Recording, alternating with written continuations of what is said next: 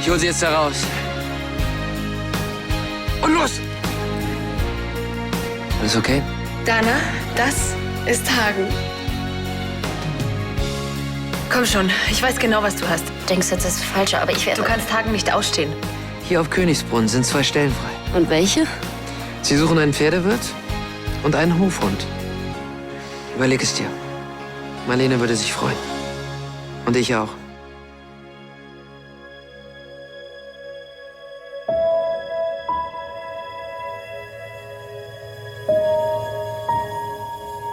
Manchmal ist das Leben wie eine Wundertüte, die den perfekten Tag ausspuckt.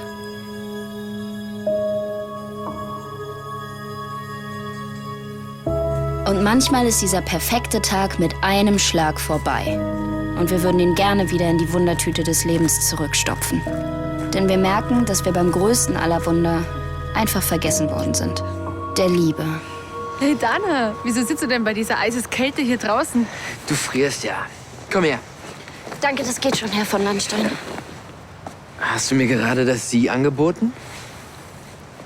Ja, das schafft Distanz am Arbeitsplatz. Sag mal, Dana, hast du sie noch alle? Abstand ist doch nicht schlecht. Friert es sich per Sie angenehmer? Kein Vergleich, Herr von Landstein. Besten Dank. Nenn ihn doch gleich Graf. Vielleicht fühlst du dich dann noch besser. Nein, Adelstitel sind in Deutschland seit 1919 abgeschafft. Aber Sie sind immer noch Bestandteil des Namens. Könnt ihr mal aufhören? Das ist echt peinlich. Das war nicht meine Idee.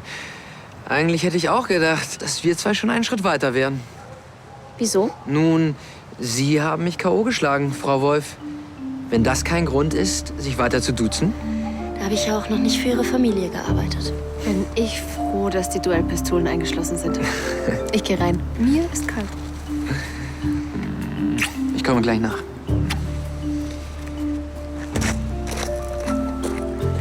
Erzähl mir doch nichts von wegen Distanz am Arbeitsplatz. Ich weiß nicht, was Sie meinen. Du kannst es ruhig zugeben, Dana. Du bist eifersüchtig.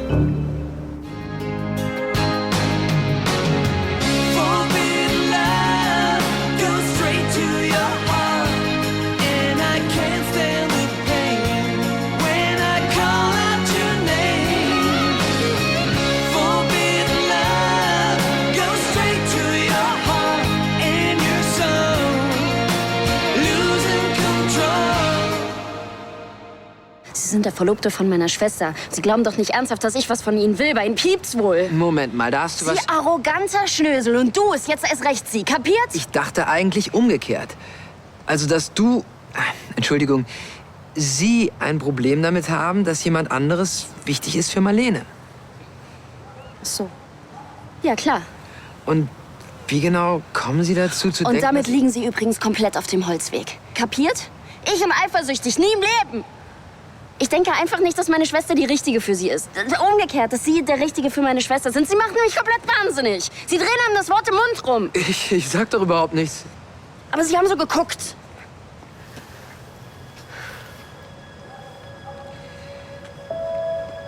Mal ganz abgesehen davon, dass ich der Beste bin, wie müsste er denn sein, dieser Supermann für Marlene? Zuverlässig. Jemand, der nicht abhaut, wenn es schwierig wird.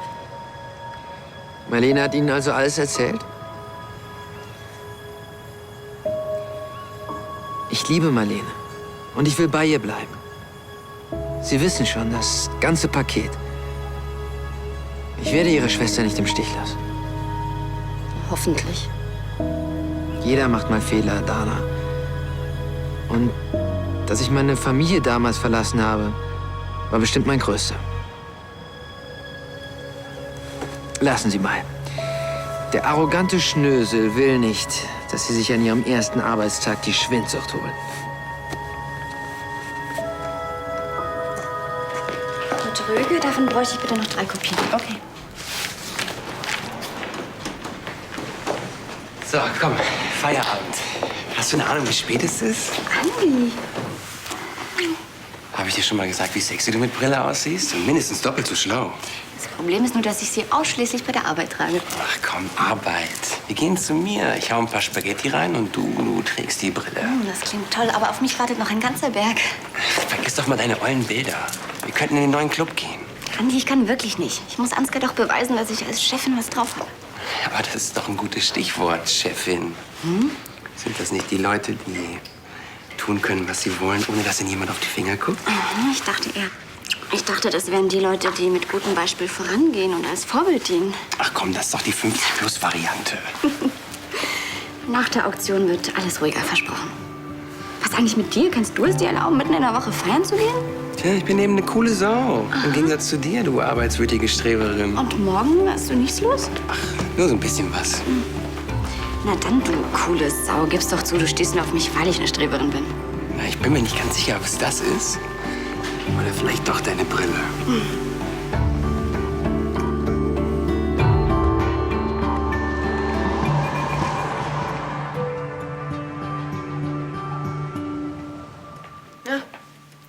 Du siehst ja so zufrieden aus. Hast du meine Schwester in den Burggraben geschubst? Ja. Deine Schwester ist wie ein Auto, das erst um die Kurve fährt und dann den Blinker setzt. Ja, Dana war schon immer der Typ, der aus sich herausgeht. Allerdings, so wie mit dir, habe ich sie noch nie erlebt. Es ist, als würdest du ständig mit einem roten Tuch wedeln. Ich kann dir auch sagen, mit welchem. Sie ist nicht die Einzige, die ein Problem damit hat, dass ich meine Familie im Stich gelassen habe.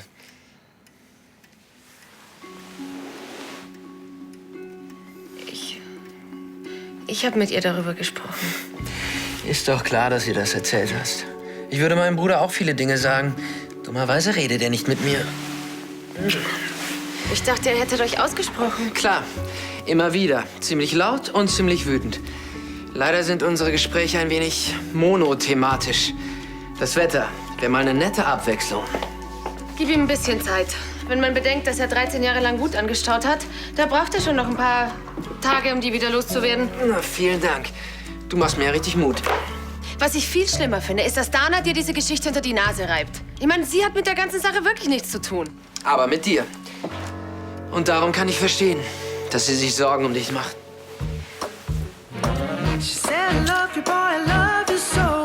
Hey, na? Hey, da wird Helena aber Augen machen. Nix da, Helena, übrigens. Bloß weil sie meine Freundin ist, heißt es noch lange nicht, dass wir zusammengewachsen sind, okay? Lass mich raten, sie muss noch arbeiten.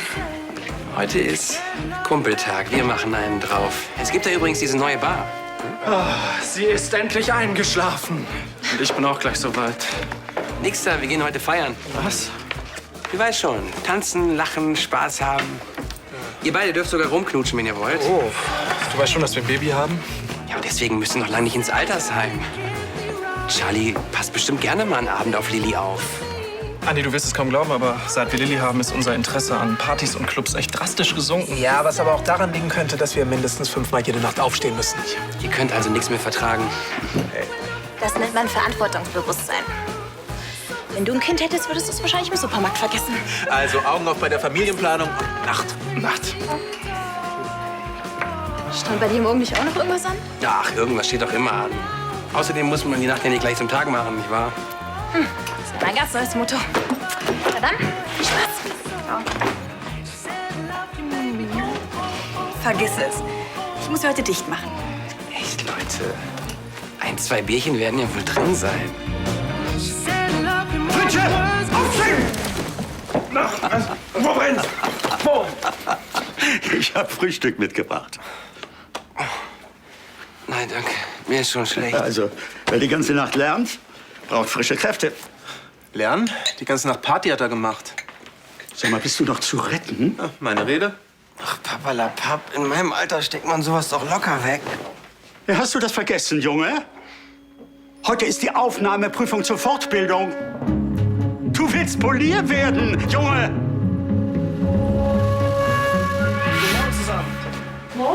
Ach, der Herr Mann. Wie schön. Schon gesehen, mein neues Pferd ist geliefert worden. Ach, Dionysos, das ging aber schnell. So. Ja, selbstverständlich. Die waren wahrscheinlich froh, dass sie diesen gemeingefährlichen Klepper endlich loswerden. Ich verstehe gar nicht, warum meine Mutter mir dieses Vieh unterschieben musste. Ja, soll Dionysos denn heute noch bewegt werden? Ja, allerdings. Zum Abdecker. Können Sie sich mal drum kümmern. Was? Das ist ein Dreijähriger mit ausgezeichneten Anlagen. Ich kenne das Zuchtprofil. Der Gaul ist wahnsinnig. Er kann mir meinetwegen noch mal als Sauerbraten oder als ein paar neue Schuhe begegnen, aber das war's dann auch. Und wenn Ihnen das nicht passt, suchen Sie sich einen neuen Job. Hey, alles klar? Entschuldigung. Was ist mit Christian los? Keine Ahnung. Eigentlich wollte ich dich auch etwas ganz anderes fragen. Dana, ich weiß, dass du es nur gut gemeint hast, aber ich brauche keinen Anwalt. Und schon gar keine Schwester, die meinem Verlobten das Leben zur Hölle macht wegen seiner Vergangenheit. Das macht er selbst schon gut genug.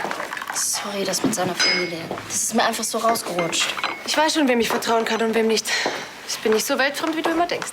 Ich mache mir einfach nur Sorgen. Aber nicht wegen Hagen. Das ist völlig überflüssig. Also, sperr den Rottweiler weg und sei mal ein bisschen netter zu ihm. Ich will nicht immer zwischen euch stehen.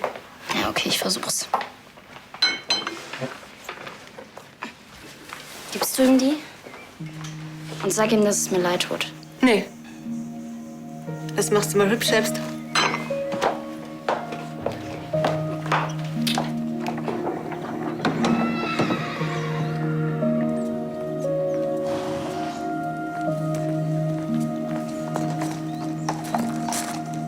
Was?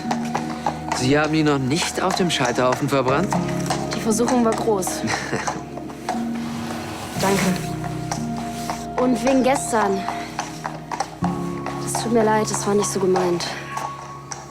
Das mit ihren Geschwistern. Marlene hat mir das im Vertrauen erzählt. Ich hätte es nicht gegen sie verwenden dürfen. Schon gut. Sie hatten ja recht.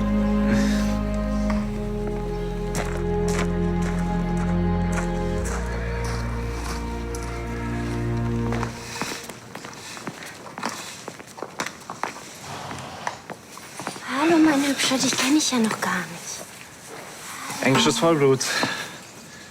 Das ist ein Sohn von Dragon. Einer der größten Zuchthengste der letzten Jahre. Tja, aber nicht mehr lange. Er soll zum Schlachter. Was? Wer hat das angeordnet? Sein Besitzer, Graf Lahnstein.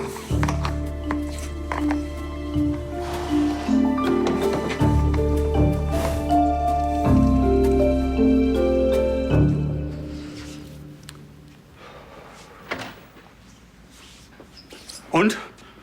Hast du geduscht? Heiß, kalt? Ja, ich fühle mich, als komme ich gerade aus der Sauna und bin total platt. Unsinn. Hast alles ausgeschwitzt und den Kreislauf angeregt. Das ist gut so. Hier, trink das. Dein Flüssigkeitshaushalt. Mann, Arno, ich weiß nicht. Vielleicht soll ich das einfach alles sausen lassen. Ganz ehrlich, ich habe nicht gelernt. Und überhaupt, was soll ich damit? Was machen Sie da? Wonach sieht's denn aus?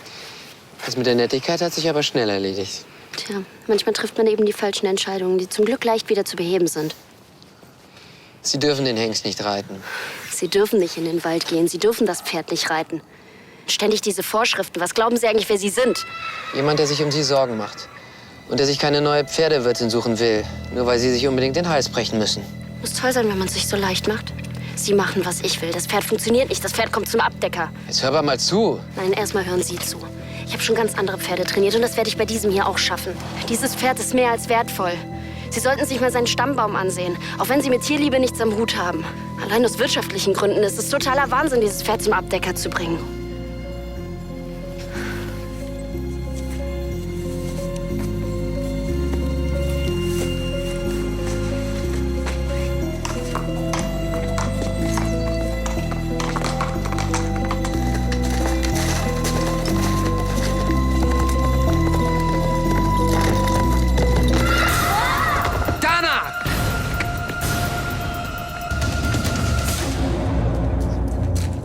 Andi, zum 100. Mal. Als Polier verdienst du mehr Geld. Du bist eine Fachkraft mit Zukunft. Nur für den Fall, dass du mal mit deiner Helena über eine Familie nachdenken willst. Das Thema hatten wir schon.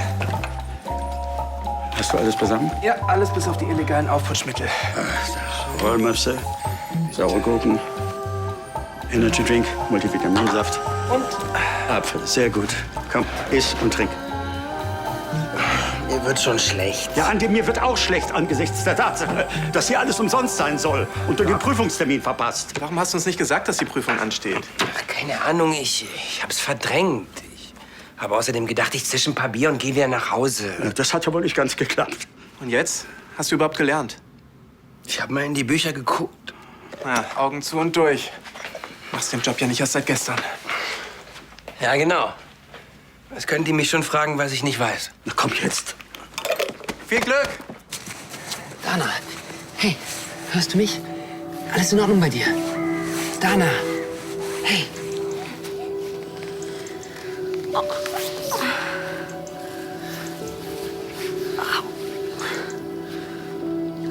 Vielleicht hat es so recht und das war doch keine so gute Idee. Halleluja. Der Sturz war doch für was gut. Du hast mich endlich wieder geduzt und mir recht gegeben. Tu nicht so nett. Ich weiß genau, was du vorhast. Was ist denn jetzt schon wieder verkehrt? Oh. Du kannst das nicht machen mit Dionysos. Dieses Pferd zum Abdecker zu bringen, das ist moralisch nicht vertretbar. Verdammt, die machen aus dem eine Wurst. Dana, du glaubst, das mit dem Abdecker wäre meine Idee gewesen? Wie kommst du darauf? Egal, Christian hat es mir erzählt. Aber aus diesem Pferd kann man eine Menge machen, das kann ich ganz klar sehen. Dana, Dionysos ist Ansgars Pferd. Ich habe da überhaupt nichts zu entscheiden. Du hättest wenigstens mal nachfragen können, bevor du mir die Hölle heiß machst und dich selbst in Gefahr begibst. Schon gut, das nächste Mal bin ich vorsichtiger. Zufrieden? So. Und wir zwei Hübschen zeigen jetzt deinem Besitzer, dass er sich irrt. Was hast du denn jetzt schon wieder vor? Dana, sofort absteigen. Oder umkehren. Sie...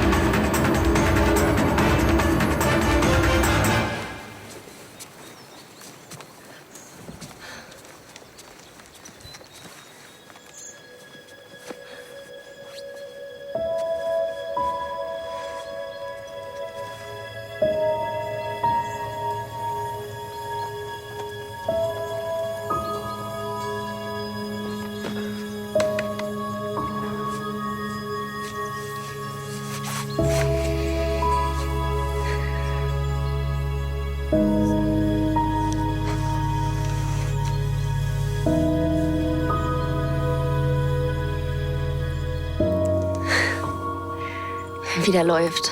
Das ist fast wie Fliegen. Das stellt beim Rennen alle Konkurrenten in den Schatten. Liegt wohl an der Reiterin. Hätte ich echt nicht für möglich gehalten. Hey, ich habe das gelernt.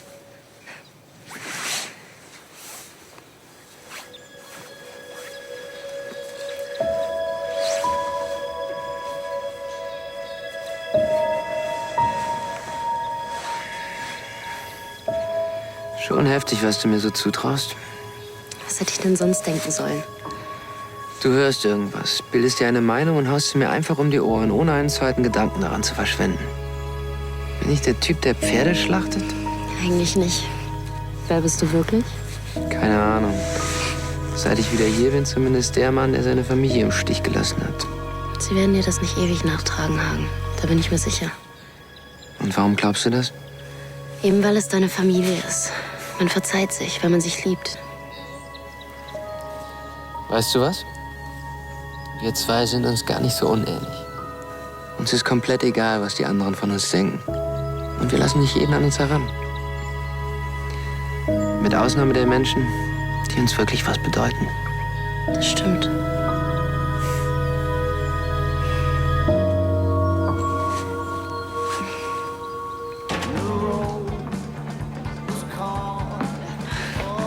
Harte Nacht gehabt?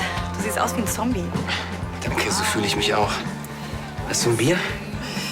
Spinnst du? Du hast immer noch eine Fahne. Was, echt? Oh, sorry. Kaffee? Und, wie ist gelaufen? Frag nicht, okay. Okay. Stehe, die Nacht war lang. Fang du bitte nicht auch noch an mit meiner Fahne. Okay, also nach glücklich durchgefeiert und Spaß dabei hört sich das nicht an. Naja, glücklich durchgefeiert schon, aber der Spaß hält sich leider ein bisschen in Grenzen. Ich hatte eine Aufnahmeprüfung für die Fortbildung zum Polier. Ich schätze, ich hab's versaut. Wie jetzt? Durchgefallen? Naja, ich schätze, ich war einfach auch nicht vorbereitet. Moment mal, hast du keine Lust gehabt oder es einfach vergessen? Das Beste von beidem, schätze ich. Bist du sauer? Warum sollte ich sauer sein? Naja, weil du hast es ja so mit Pflichtbewusstsein. Den Termin hättest du nicht versäumt. Ich versteh's halt einfach nicht ganz. Ich dachte, du wolltest das immer. Ja, schon. Dann kam der Termin nur immer etwas näher. Es ist halt auch eine 600-Stunden-Fortbildung. Ich meine, zieh dir das mal rein.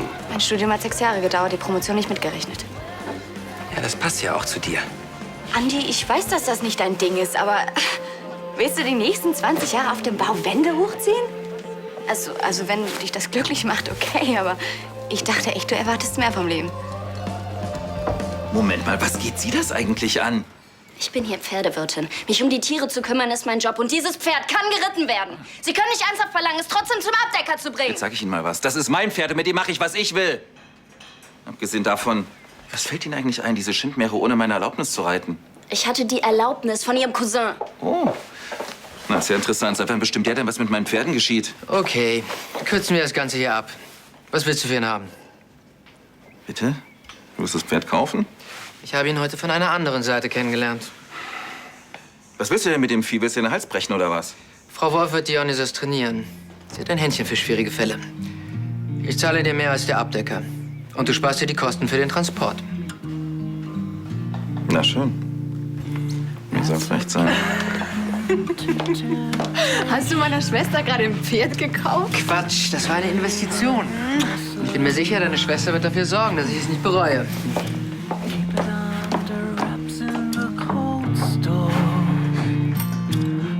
To the back of your mind. Put it to the back of your mind. But by some miracle, I just got away with it. I've clawed it back again. By some miracle, I just got away with it. I've clawed it back. I'm crawling back again. Mann, ich bin so ein Loser.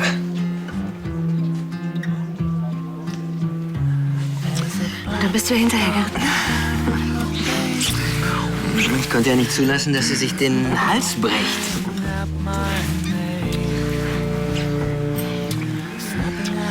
Eigentlich ist Donna die Wollschwester, die immer alles im Griff hat. Ich glaube, ich habe noch niemanden gesehen, der sich so viele Sorgen um sie gemacht hat. Das ist deine Schwester.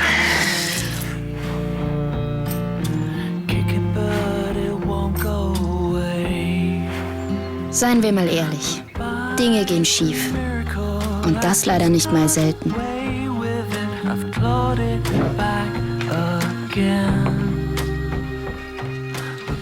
Okay, vielleicht ist es an der Zeit, dass ich etwas ändere. Vielleicht sollte ich den Ich will ständig nur Spaß haben, Fritsche, einmotten und etwas Verantwortung übernehmen.